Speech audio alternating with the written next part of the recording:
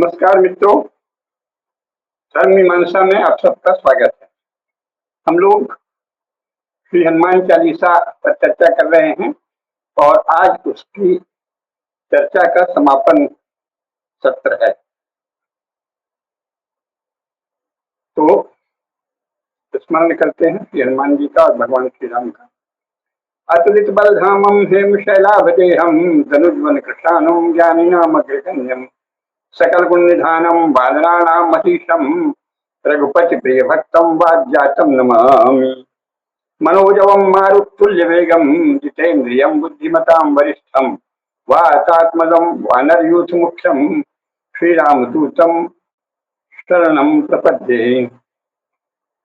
सीताराम गुणरामो पुण्यारण्य विहारिणौ वंदे विशुद्ध विज्ञानौ कवीश्वर कपीश्वरौ प्रणमो पवन कुमार खलवन पावक ज्ञान घन जासु हृदय आगार बस राम शरचापधर। श्री राम राम रघुनंदन राम राम श्री राम राम भरतागित राम राम श्री राम राम रणकर्कश राम राम श्री राम राम शरणं ब्रज राम राम। श्री राम राम रघुनंदन राम राम श्री राम राम भरतागित राम राम श्री राम राम रणकर्कश राम राम श्री राम राम शरणं ब्रज राम राम। माता रामो मत पिता रामचंद्र स्वामी रामो मत सखा रामचंद्र सर्वस्व में रामचंद्रो दयालु नान्यम जाने नैव जाने न जाने। हम लोगों ने हनुमान चालीसा के काफी अंश पर चर्चा कर ली। आज उसका समापन सत्र है। तो जहां तक कल चर्चा कर ली है उसके आगे चलते हैं। पहले मूल चौपाइयां स्मरण करते हैं। अष्ट सिद्धि नवनिधि के दाता असबर दीन जानकी माता राम रसायन तुम्हारे पासा सदा रहो रघुपति के दासा। तुम्हारे भजन राम को पावे जन्म जन्म के दुख बिसरावे। अंतकाल रघुवरपुर जाई जहाँ जन्म हरि भक्त कहाई। और देवता चित्त न धरई हनुमत से सर्व सुख करई। संकट कटे मिटे सब पीरा जो सुमिरै हनुमत बलबीरा। जय जय जय हनुमान गोसाई कृपा करो गुरुदेव की नाई। यह सतबार पाठ कर जोई छूटी बंदी महासुख होई।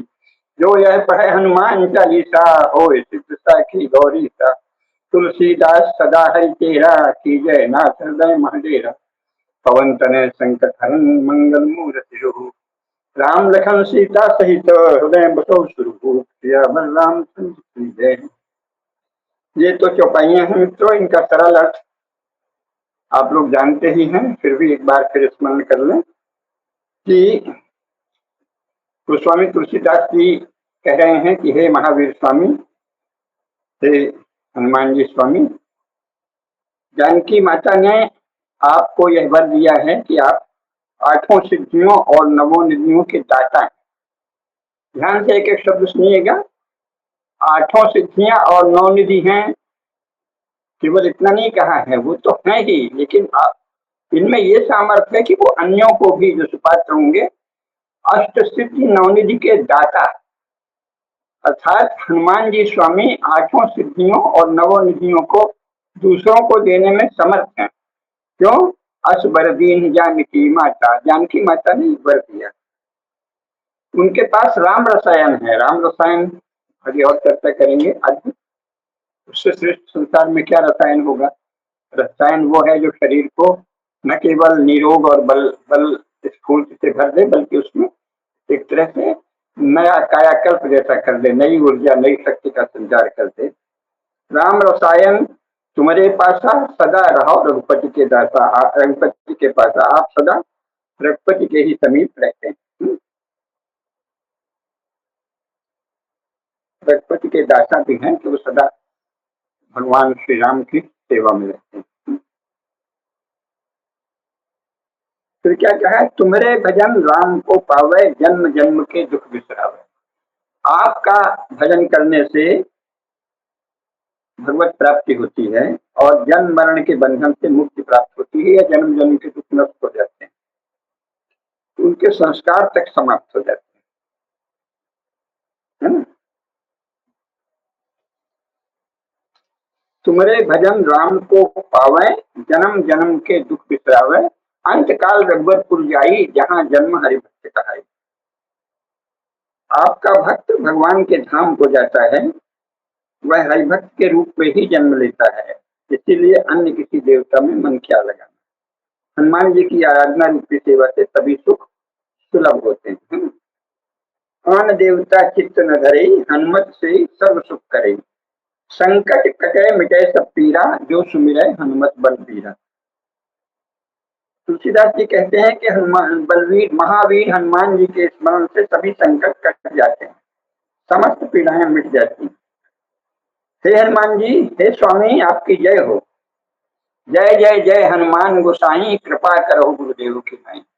जय जय जय हनुमान गोसाई, कृपा करो गुरुदेव की नाई। हे महाराज जी, आप गुरु की तरह इस शरणागत शिष्य पर दया कीजिए, अनुग्रह कीजिए, कृपा कीजिए।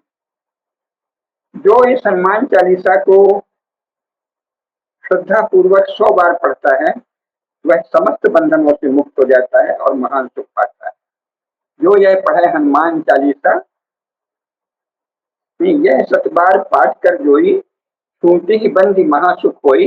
जो यह पढ़े हनुमान चालीसा, कोई सिद्ध साखी गौरीसा, तुलसीदास सदा हरि चेरा, कीजय नाथ हृदय महाडेरा।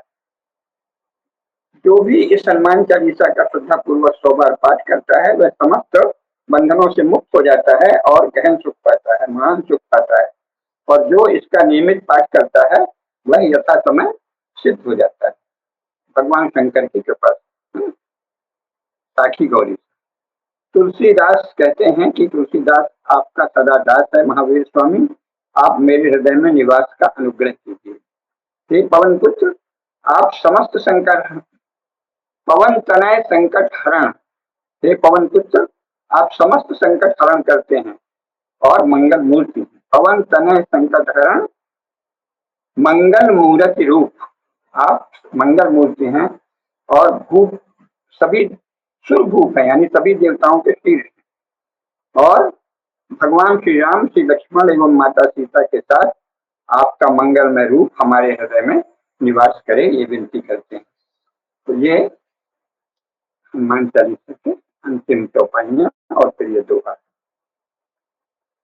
इस पर थोड़ी और चर्चा करेंगे। श्री हनुमान जी का निरंतर जप करने से सभी रोगों का नाश होता है, और ये सत्य है। ये यूं ही कोई केवल महात्मा वर्णन नहीं है, जो लोग हनुमान जी के भक्त हैं उनको अनुभव होगा। श्री हनुमान जी का निरंतर जप करने से सभी रोगों का नाश हो जाता है और समस्त प्रकार की पीड़ाओं का शमन हो जाता है। यहाँ जप का अर्थ जानना चाहिए। जप का हमने योग दर्शन के समय बताया था, क्या कहा, तद जपस तदर्थ भावनम। जप का अर्थ है कि जिस देवता का मंत्र जप करें, उस मंत्र के अर्थ की भावना करें, उस मंत्र में जिनकी स्तुति है उन देवता का ध्यान करें, उनको हृदय में धारण करें, बुद्धि में धारण करें। तजपस तदर्थ भावनम, जिस मंत्र का जप करें, जिस देवता के लिए जप करें, उसके अर्थ की भावना से ही सिद्धि होती है। सामान्यतः है प्रारंभिक स्तर के साधक तो जिस मंत्र का जप करते हैं, तो वो जप करते जाएं और अर्थ की भावना भी करते जाएं,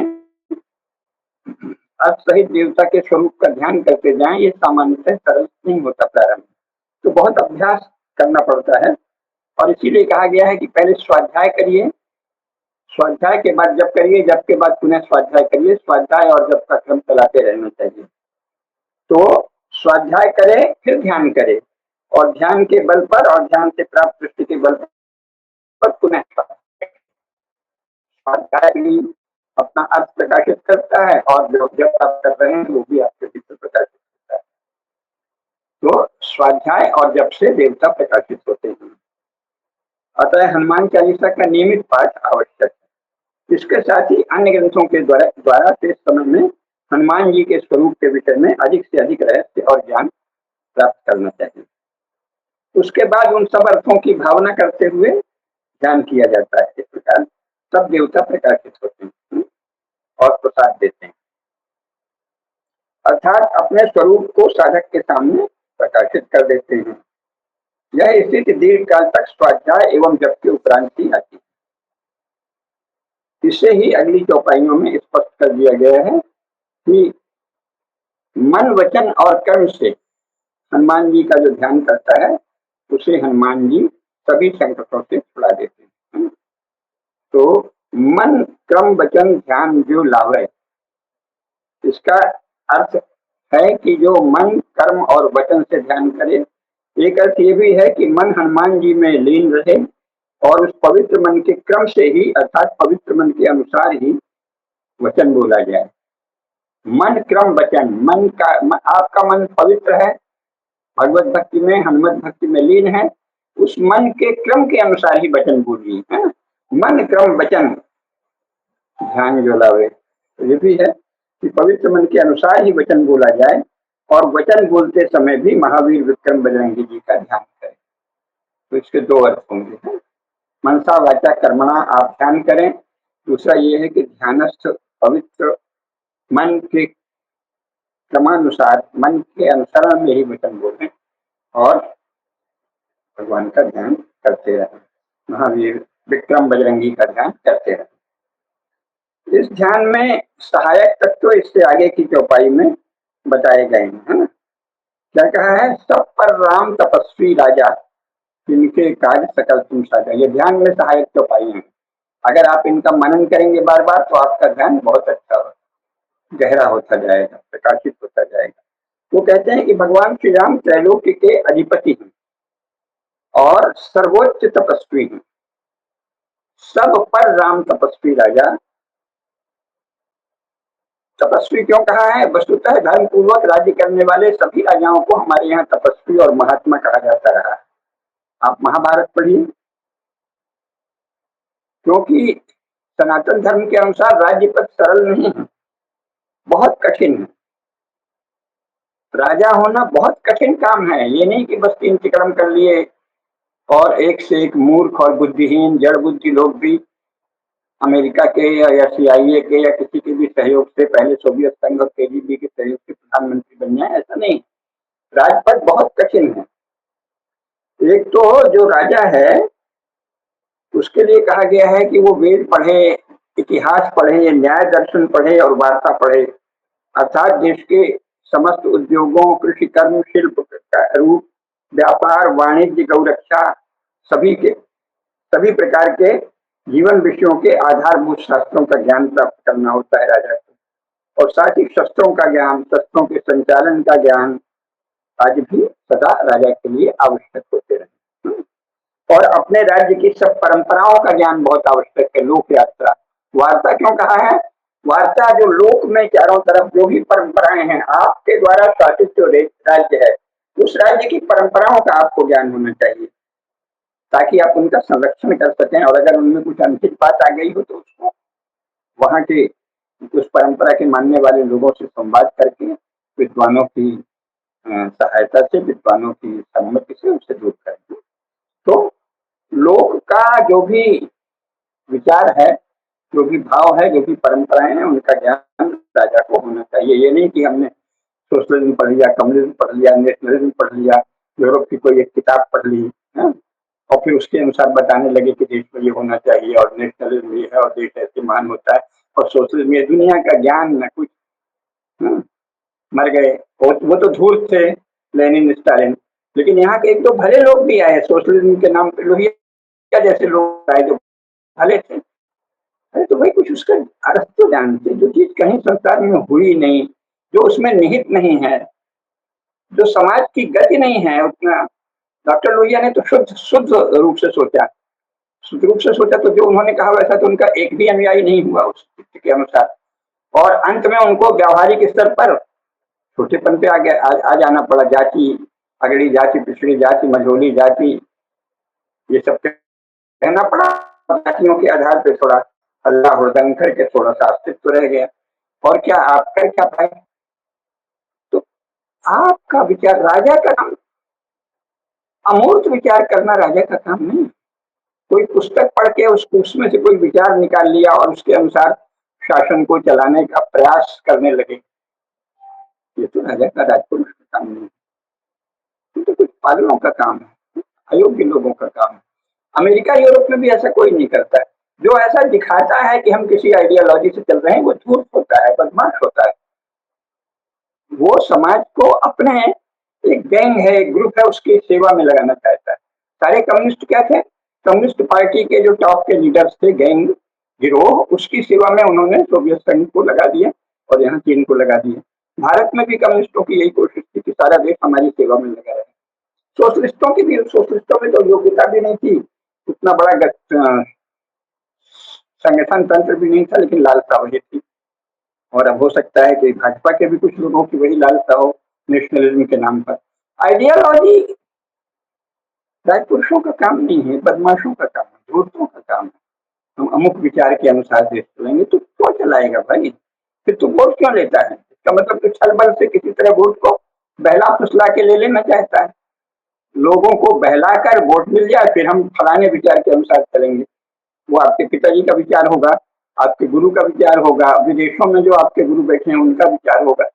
जहां आप शासन कर रहे हैं, जिनसे आप वोट ले रहे हैं, वोट के समय आप जिनसे कहते हैं कि आशीर्वाद दीजिए, हमको बल दीजिए, उनके विचार से आपके विचार का क्या रिश्ता?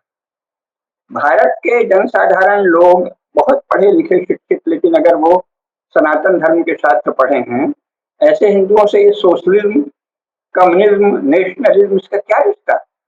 कहाँ की दिमाग की खुजली, कोई यूरोप के किसी औड़म बौड़म ने लिख दिया। लोगों को पता नहीं है तो बुरा मानते हैं, क्योंकि कल्पना में जी कर लिए हैं। आपको पता है यूरोप के 90% फिलोसफर पागल हुए हैं, मानसिक रूप से असंतुलित हो गए हैं। क्यों? क्योंकि चर्च का दमन था और इधर जब फिलोसफी पढ़ते थे थोड़ा स्वतंत्रता की लालसा होती थी। बड़े बड़े फिलोसफर, उस पर अलग से एक चर्चा कर लेंगे। ज्यादातर फिलोसफर यूरोप में, वेस्टर्न यूरोप में पागल हो गए। और कम्युनिस्ट में भी जो सबसे बड़े विचारक थे उन्हीं को लेनिन और स्टालिन ने अपनी पार्टी के शीर्षस्थ विचारों को मारा, हत्या कर दी। यूगोस्लाविया में भी यही हुआ, पोलैंड में भी यही हुआ, हंगरी में भी यही हुआ, चीन में तो माओ जे तुम सीधे पकड़ पकड़ के खा जाता था, नरमांस भक्षण था। तो आइडियोलॉजी की बात करने वाले राजा पशु होते हैं, पिशाच होते हैं, नीच होते हैं। आपका काम किसी किताब की आइडियोलॉजी या आपका कोई नेता है उसके दिमाग में कुछ खुजली मची, उसका पालन करना थोड़ी है भाई। जो आपका समाज है, उसकी परंपराएं, उसका ज्ञान, उसका प्रतिनिधित्व करने वाला वही राजा है, राज शोभा देता है। तो इसीलिए राजा होना बहुत कठिन है। तपस्वी, सब पर राम, तपस्वी राजा।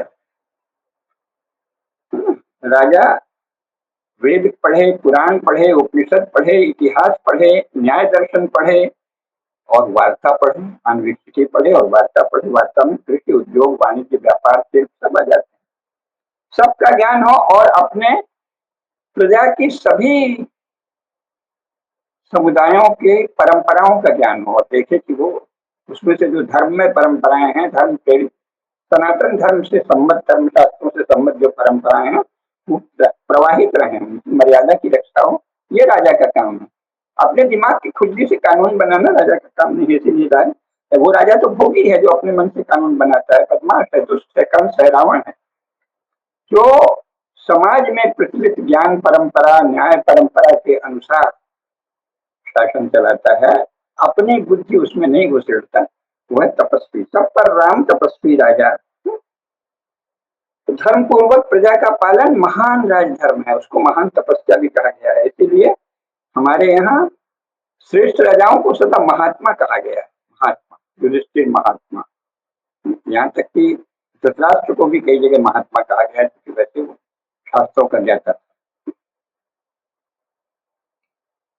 तो हमारे सभी राजा जो है वो महात्मा होते रहे हैं, क्योंकि उन्हें शास्त्रों का ज्ञान था और लोक परंपराओं का ज्ञान होता था, उसके अनुसार न्याय करते थे। अपने राज्य की सब परंपराओं का ज्ञान शासक के लिए आवश्यक है। धर्म पूर्वक प्रजा का पालन ही महान राजधर्म है। महाभारत में पितामह भीष्म ने महाराज युधिष्ठिर को यही उपदेश दिया है, कहा है कि भारत में राजधर्म की यही प्रशस्त परंपरा है। ब्रह्मवेत्ताओं में श्रेष्ठ अंगिरा पुत्र उतक्ष ने युवनाश्व के पुत्र चक्रवर्ती मानधाता से क्या कहा था? और चक्रवर्ती मानधाता कौन है? आजकल तो लोगों को पता ही नहीं है मानधाता, मानधाता का क्या अर्थ होता है? यावत् उदेति सूर्यम यावत् यावद्यास अस्ताचलम, जहां से सूर्य उदित होता है और जहां तक वो अस्ताचल को प्राप्त होता है। तत्सर्वम यौवनाश्वस्य मान धातु क्षेत्र उच्चते। यौवनाश्व के पुत्र मान धाता का वह समस्त क्षेत्र। ये भारत में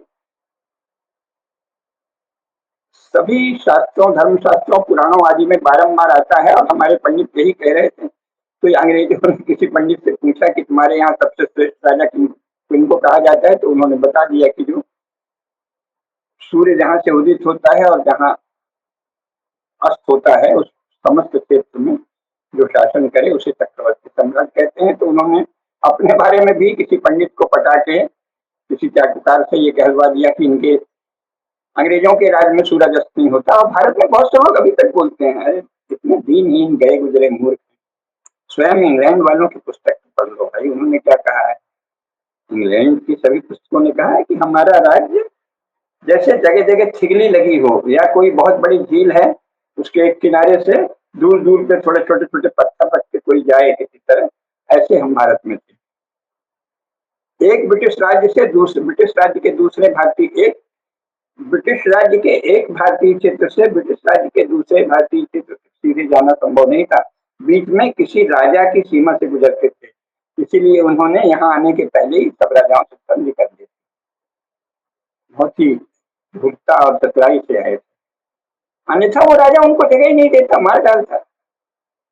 तो अंग्रेज तो कभी इस स्थिति में नहीं थी कि भारत में एक कोने से दूसरे कोने तक जा सके।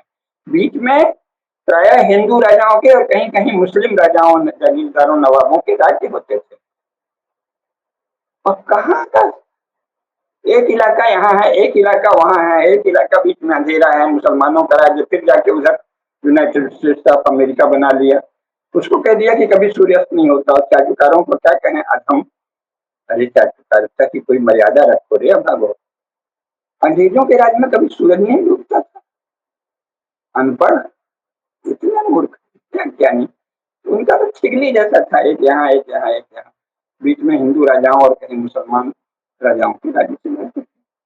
तो हमारे यहाँ जो चक्रवर्ती राजा थे उनको तो धर्मात्मा, महात्मा और तपस्वी वो होते ही थे, इसलिए उनको धर्मात्मा, महात्मा, तपस्वी कहा गया है। चक्रवर्ती युवनाश्व के पुत्र चक्रवर्ती मानधाता से ब्रह्मविद्ताओं में श्रेष्ठ अंगिरा के पुत्र उतच्च ने क्या कहा, महाभारत में वर्णन है। धर्माय राजा भवति न काम करणाय तु मानधातरिति जानीहि राजा लोकस्य रक्षिता। राजा चरति चेत् धर्म देवत्वायैव कल्पते सचेत् अधर्मं चरति नरकायैव तिष्ठति। धर्मे तिष्ठन्ति भूतानि धर्मो राजनि तिष्ठति। तम राजा साधु यः शान्ति तम राजा साधु यः शास्ति स राजा पृथ्वीपति। महाभारत शांति पर्व, राज्यधर्मानुशासन पर्व, अध्याय 90, श्लोक 34 एवं श्लोक 3, 4 और 5। क्या कहा है, राजा हे मानधाता, राजा अपनी कामनाओं और सुखों के उपभोग के लिए नहीं होता, वह धर्म का पालन और संरक्षण तथा प्रचार करने के लिए होता है। क्योंकि लोक की रक्षा उसका धर्म है। धर्माचरण करने वाला राजा देवत्व को प्राप्त होता है और अधर्म का आचरण करने वाला राजा निश्चित नरक जाता है।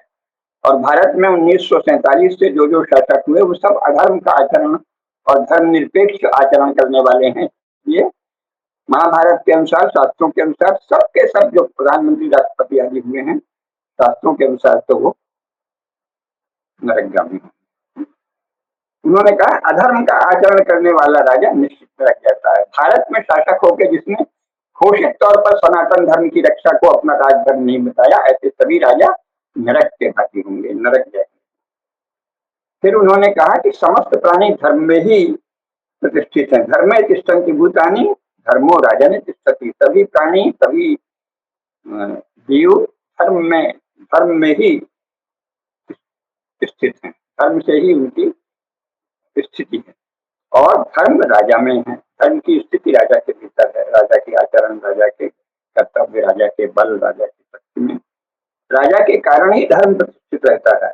अतः धर्म के अनुसार भली भांति राज्य का शासन करने वाला राजा प्रशंसा का पात्र।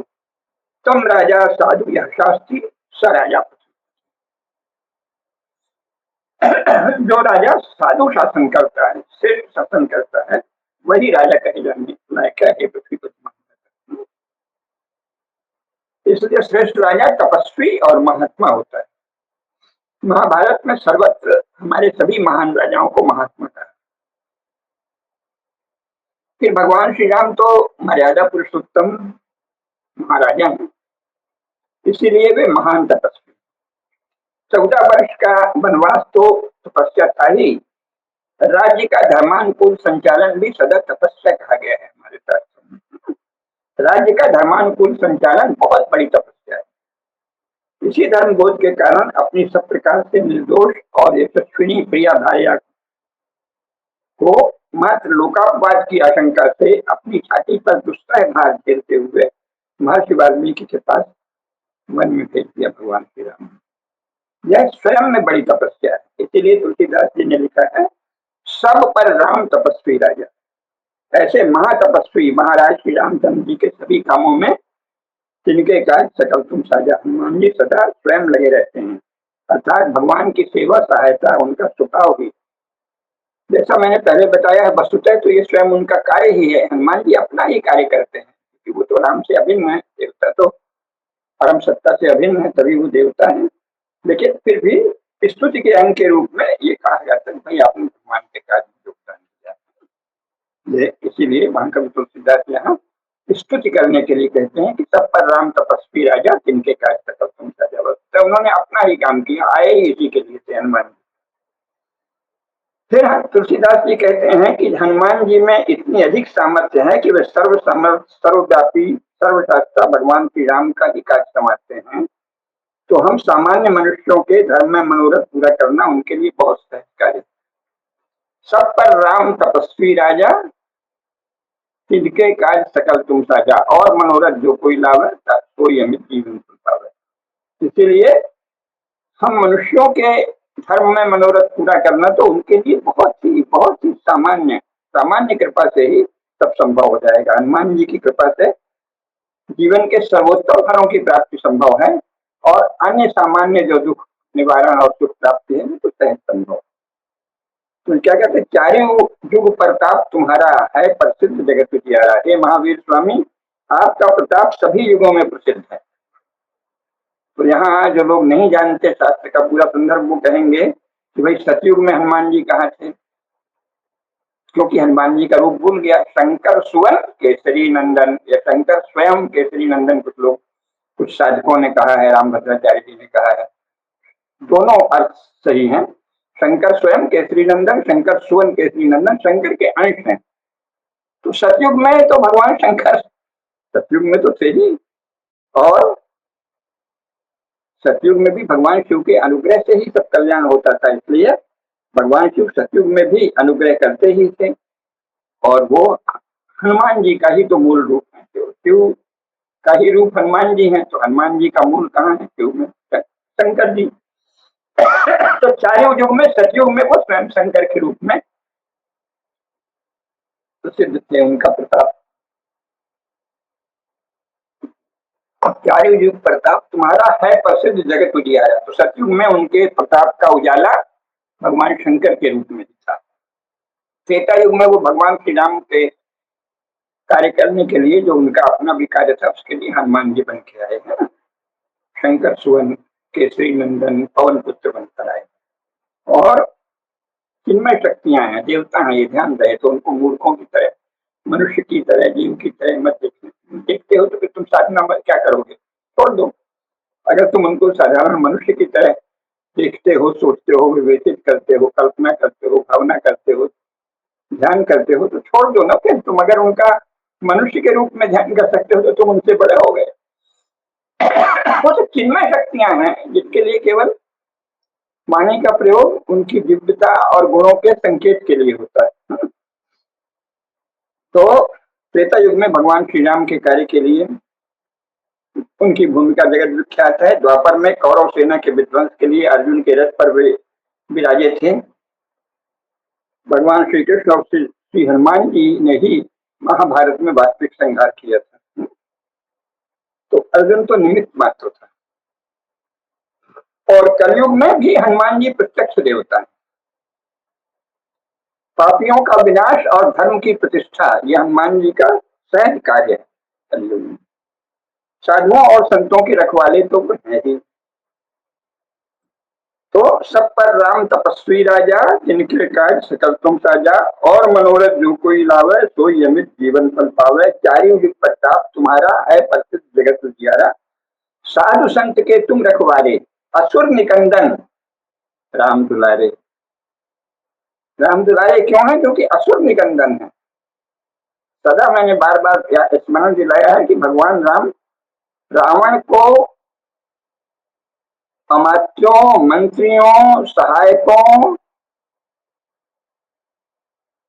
बंधु बांधवों, ज्ञाति सबके साथ समूल नाश करने के लिए पुत्र पौत्र आदि सहित आए थे। तो असुर निकंदन के लिए भगवान राम ने जन्म लिया। तो असुर निकंदन में ही हनुमान जी की भी भूमिका है, हनुमान जी का सहयोग है।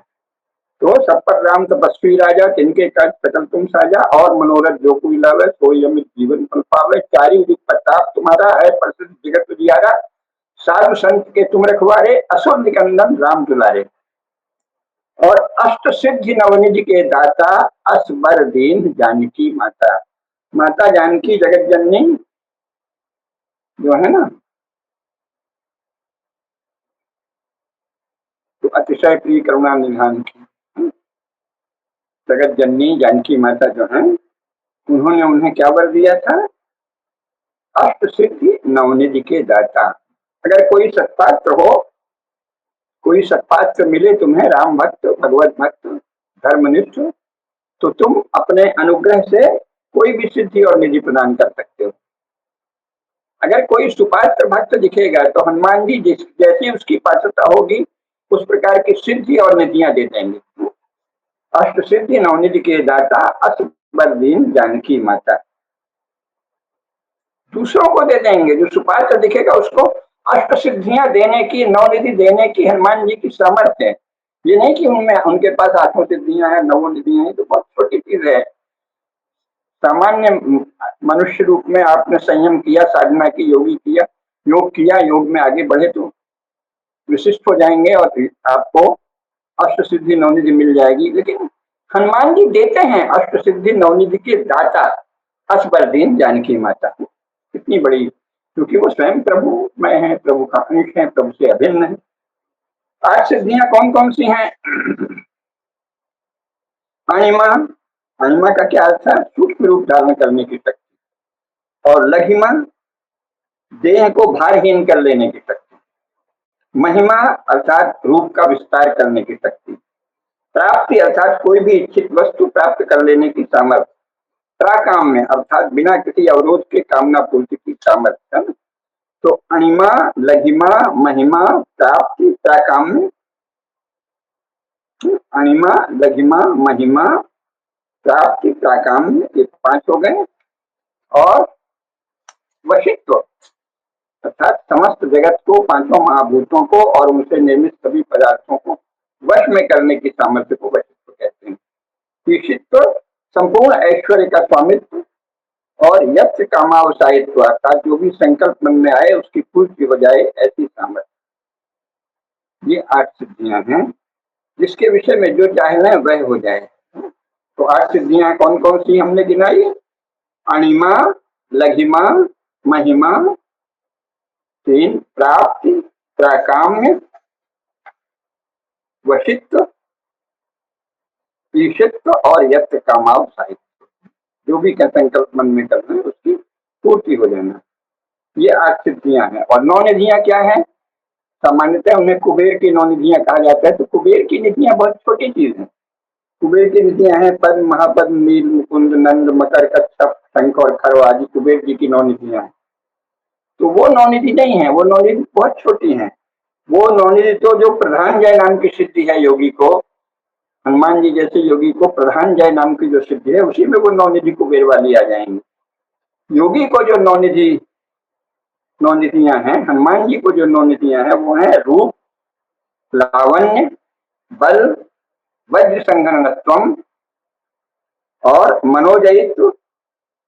यानी रूप रहेगा, लावण्य होगा, बल होगा, शरीर के प्रत्येक अंग में वज्र जैसी दृढ़ता और पुष्टि होगी, और मनोजवित्व होगा, शरीर का वेग मन के समतुल्य हो जाएगा, विकरण भाव, बिना शरीर के ही कार्य करने की शक्ति, और भीतरी तथा दूरस्थ अर्थों को जान लेना, और प्रधान जय अर्थात प्रकृति पर पूर्ण नियंत्रण, सर्वभाव अधिष्ठातृत्व और सर्वज्ञातृत्व। ये 9 सिद्धियां होती हैं।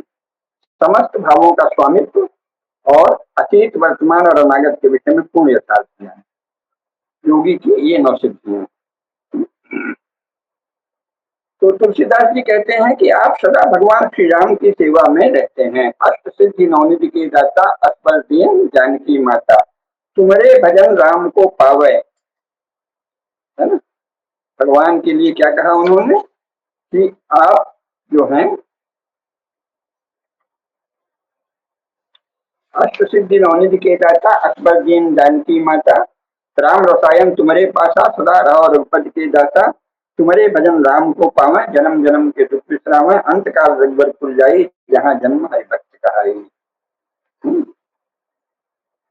तो वो कहते हैं कि और देवता चित्त न धरई, हनुमत से सर्व सुख करई, संकट कटे मिटे सब पीरा, जो सुमिरै हनुमत बलबीरा। तो तुलसीदास कहते हैं कि आप सदा भगवान श्री राम की सेवा में रहते हैं और भगवान के तत्व ज्ञान रूपी रसायन आपके लिए सहज सुलभ है, वह सदा आपके पास ही है। तुम्हारे भजन राम को पावे, आपके भजन से भगवान की प्राप्ति होती है और जन्म जन्म के दुख मिट जाते हैं। तुम्हारे भजन राम को पावे, जन्म जन्म के दुख मिटावे, और ऐसा भक्त जो है अंत काल में भगवान राम का सायुज्य प्राप्त करता है। इसका एक अर्थ ये भी है कि हनुमान जी का भक्त उनकी कृपा से अयोध्यापुरी का निवासी होता है, अयोध्यापुरी में उसका जन्म होता है। अगला उसका अगला जन्म भगवान के भक्त के रूप में ही होगा अयोध्यापुरी में, क्योंकि उसकी सभी कामनाएं संपन्न और शांत हो जाती हैं। तुम्हारे भजन राम को पावे, जन्म जन्म के दुख बिसरावे, अंत काल रघुवरपुर जाई, जहाँ जन्म हरिभक्त कहाई। इसीलिए कहते हैं कि और देवता चित्त में धरी, हनुमत से सर्व सुख करे। गोस्वामी तुलसीदास कहते हैं कि हनुमान जी की ही उपासना करनी चाहिए, उपासना ही उनकी सेवा है, क्योंकि उनकी उपासना का अर्थ है भगवान की भक्ति ही अध्यात्म जगत में सबसे बड़ी सेवा है। भक्ति के अतिरिक्त और कोई सेवा नहीं है। सबसे बड़ी सेवा का है भक्ति। राष्ट्र की सेवा भी क्या है? राष्ट्र की भक्ति। राष्ट्र का जो भी ऐश्वर्य है, जो भी बल है, जो भी सामर्थ्य है, उसका सदा स्मरण, जो अनंत महापुरुषों की श्रृंखला हुई है उनका स्मरण, और सदा ये ध्यान रखना कि हमारा राष्ट्र इतना महान है, भारत माता साक्षात जगदम्बा है। ये जो भाव रखता है, भक्ति भाव जो रखता है भारत माता के प्रति, राष्ट्र के प्रति, वही राष्ट्र की सेवा करता है। बाकी आप राष्ट्र की क्या सेवा करेंगे? हाँ, किसी राजा की, राजपुरुष की, स्टेट की सर्विस करेंगे। स्टेट की सेवा और राष्ट्र की सेवा में आकाश पाताल का अंतर। जो लोग सुधारते रहते हैं ना हिंदू समाज का, ये सुधारो वो सुधारो, मूर्ख लोग, वो कोई राष्ट्र सेवक नहीं है, क्योंकि सुधारने को कुछ है नहीं, आपको कुछ पता नहीं है ना संसार का ना यहाँ का। अरे जो दोष है उनको ठीक कर दो, वो राजा दंड से ठीक करेगा, या पंचायत के द्वारा आप कर दो, पंचायत परंपरा को जीवित करके उसकी चर्चा, उसकी उसी का गायन, ये सेवा नहीं है। समाज सुधार की बात करने वाले सब जाने या अनजाने क्रिश्चियन मिशनरीज के एजेंट होते हैं, या किसी अन्य विदेशी शक्ति के एजेंट होते हैं। अन्यथा जो दोष दिखता है, जो कमी दिखती है, उसकी पूर्ति कर दो, इष्ट पूर्ति, अभाव की पूर्तिकरण कर दो, और बाकी जो भी कमी है उसको आप ठीक कर दीजिए अपने प्रयास से और राज्य के बल से। और शेष समय आपको हमारी शक्ति, हमारा बल, हमारा ऐश्वर्य, हमारा महान इतिहास, हमारा महान गौरवशाली इतिहास, उसका स्मरण करना चाहिए कि ऐसा देख इतने निरंतर, इतने अधिक महापुरुषों की श्रृंखला संसार में कहीं नहीं हुई। इतने लाखों लाख वर्षों तक इतना वैभव, इतना ज्ञान, इतना ऐश्वर्य और कहीं नहीं रहा है। उसकी भक्ति ही सेवा है। तो हनुमान जी की भी उपासना का अर्थ है भगवान की भक्ति, और भक्ति ही अध्यात्म जगत में सबसे बड़ी सेवा है। इसलिए अन्य किसी उपासना रूप की आवश्यकता नहीं है उसमें। हनुमान जी की उपासना से ही समस्त सुख प्राप्त हो सकते हैं, है ना। आन देवता चित्त न धरे, हनुमत से ही सर्व सुख करे, तभी सुख प्राप्त हो जाएंगे। संकट कटे मिटे सब पीरा, जो सुमिरे हनुमत बल पीरा। सभी कष्टों से मुक्ति मिल जाती है, सभी प्रकार की पीड़ाएं समाप्त हो जाती हैं, जो महावीर विक्रम बजरंगी का स्मरण करता है। संकट कटे मिटे सब पीरा, जो सुमिरे हनुमत बल पीरा। और इस प्रकार फिर वो अंत में प्रार्थना करते हैं, जो कि हम सबको करना चाहिए। जय जय जय हनुमान गोसाई, कृपा करहु गुरुदेव की नाई। जय जय जय हनुमान गोसाई, कृपा करहु गुरुदेव की नाई।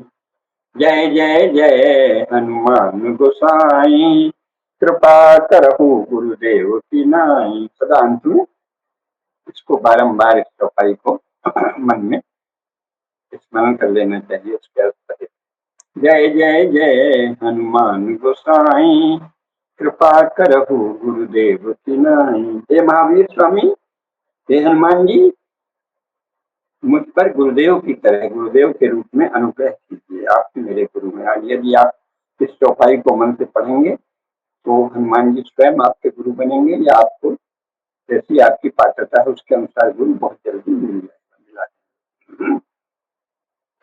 जय जय जय हनुमान गोसाई, कृपा करहु गुरुदेव की नाई। ये शीर्ष है इस इस हनुमान चालीसा के इस स्तवन का, ये शिखर है। इसके बाद महात्म्य पाठ है। महात्म्य पाठ आवश्यक है। जो यह पढ़े हनुमान चालीसा, होय सिद्ध साखी गौरी सा। इसके पहले क्या है, ये सत बार पाठ कर जोई, छूट ही बंदी महासुख होई। इस पवित्र हनुमान चालीसा का जो 100 बार पाठ करता है, ये 100 बार, 100 बार, ये 100 बार पाठ कर जोई, छूटी ही बंदी महासुख होई। इस पवित्र हनुमान चालीसा का जो 100 बार पाठ करता है, वह भव बंधन से और सभी प्रकार के बंधनों से मुक्त हो जाता है, महासुख होई, परमानंद को प्राप्त करता है। और जो यह पढ़े हनुमान चालीसा, होय सिद्धि साखी, होय सिद्ध साखी गौरी सा। जो अर्थ सहित इस पवित्र हनुमान चालीसा का निरंतर अर्थ भावना के साथ पाठ करने वाला वो सिद्धि प्राप्त होता है। जो यह पढ़े हनुमान चालीसा, होय सिद्ध साखी गौरी सा। भगवान शंकर का साक्ष्य है, भगवान शंकर की साक्षी देकर तुलसीदास जी कह रहे हैं, जो यह पढ़े हनुमान चालीसा, होय सिद्ध साखी गौरी सा। फिर वो कहते हैं, तुलसीदास सदा हरि तेरा, की जय नाथ हृदय महाडेरा। हे प्रभु, हे महावीर स्वामी, हे बजरंग बली, मैं सदा ही भगवान का दास हूँ, सदा हरि तेरा।